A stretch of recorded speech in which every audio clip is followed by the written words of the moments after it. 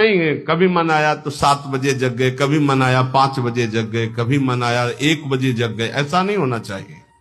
अपवित्रता, आजकल बड़ी अपवित्रता के चांस हैं, जैसे शौचालय और बाथरूम एक ही में सब है, प्रायः ऐसा ही है। कुछ लोग उसी में लघु शंका करते हैं, बैठकर पूरे अपवित्र हो जाते हैं। अगर शौच वाला वो स्पर्श हो जाए तो जितना स्पर्श हो जाए वो कपड़े सब धोने चाहिए। कुछ लोग तो बैठ के ही लघु शंका उसमें करते हैं, बनने को बोले हाथ धो लिए बस हो गए, पूरे अपवित्र हैं। वैष्णव पद्धति उसे स्वीकार नहीं करती।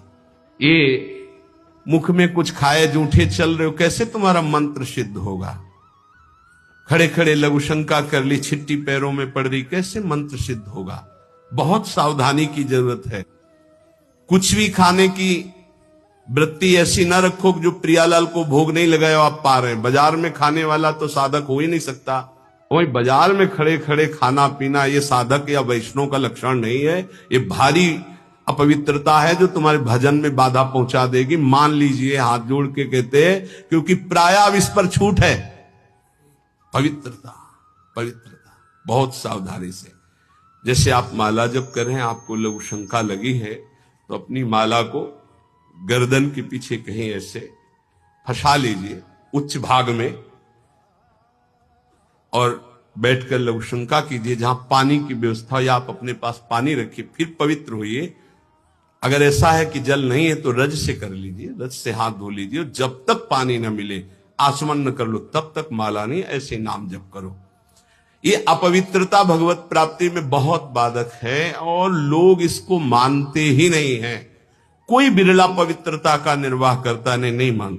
कौन भ्रमण में लघु शंका के लिए कमंडल रख रहा है? अब वीआईपी पना हट जाएगा।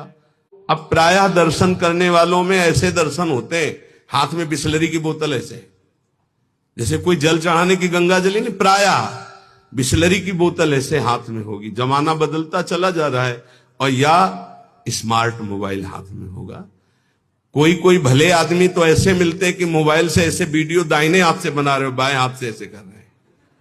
बाएं हाथ से किसको किया जाता है जानते हो? शत्रु पक्ष को। जब राजाओं के यहां दुश्मन का दूत जाता था तो बाएं हाथ से सलूट करता था।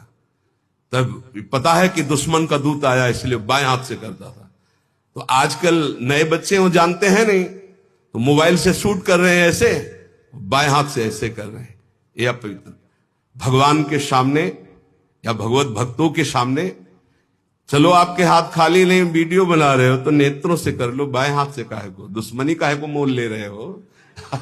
बहुत बड़े के दरबार में हो, बहुत बड़े के पार्षद है, वो हर समय देख रहे हैं। और बाहरी वेशभूषा बनावटी नहीं होना चाहिए। इसकी भी चर्चा हुई है कि बढ़िया क्रीचदार कपड़े, कोई बड़े उपाधि युक्त महात्माओं की बात अलग हो, तो गुरुजन है, आचार्य है, लेकिन साधक के लिए बात कह रहे हैं। वेशभूषा बहुत शांत रखनी चाहिए, जो गुरु प्रदत्त वेशभूषा है। और जब तक वस्त्र शरीर धारण करने योग्य की रक्षा कर रहा, तब तक बदलना नहीं चाहिए। बहुत परमाणु होते हैं वस्त्रों में, जैसे ऊपरी अचला है, ये तो वर्षों चलेगा, बदलने की जरूरत नहीं। जैसे आपको मिल रहा है तो आप रोक सकते हो, उड़ाया जा रहा है, आप औरों को उड़ा दीजिए, मेरे पास है, बहुत कृपा। ये जरूरी नहीं कि सबको उड़ाया जा रहा है तो हम ले रहे हैं। जैसे भेंट है, वस्त्र है, अगर वो सम्मान के लिए आपको दिया जा रहा है, आपको आवश्यक नहीं है, तो आप हाथ जोड़ सकते हो, प्रसाद दे दीजिए। ये नहीं, इससे आपकी भक्ति बढ़ेगी और गुरुजन आप पर प्रसन्न होंगे।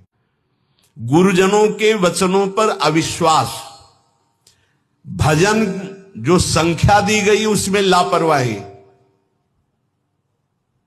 बहुत ज्यादा संख्या नहीं दी थी, एक दिन कहा था सब लोग 11 माला तो कर ही लिया करो। और ईमानदारी से बताओ बेईमानी कितनी है इसमें?